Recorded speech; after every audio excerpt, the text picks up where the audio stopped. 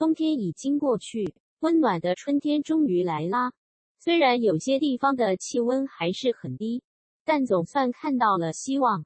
在这个春暖花开的时节，回顾一下刚刚过去的冬天，看看国外的冬天有多恐怖吧。看的时候最好裹紧毯子，因为只看照片都能感觉到恐怖的寒气，冰下的小鱼都缺氧了。加拿大的冬天足足有-34度，当面都被冻住了。这是接管引擎盖上的车标，结满冰花，这块冰冻的石头好像心脏。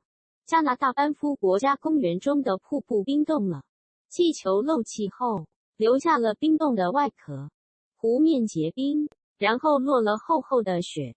这里刚刚停着一台车。俄罗斯的冬天非常冷，但那里的人有温暖的心。西伯利亚的温度大约为-56度。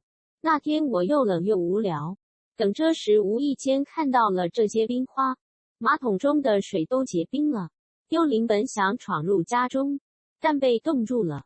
结冰的喷泉好壮观，俄罗斯鄂尔吉斯河结冰了，冰面有点恐怖。美国密西根州的灯塔结冰后竟然这么美，这就是西伯利亚人冬日的妆容。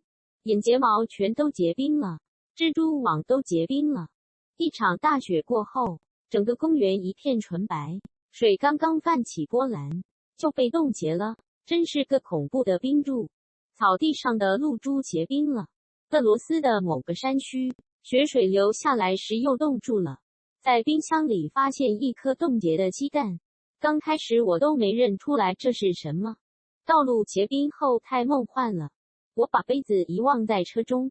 第二天早上里面的茶结冰了，-34度、-56度的低温，想想就瑟瑟发抖。对生活在那些地方的人来说，不下雪不结冰，根本不算冬天吧。Tilda 来源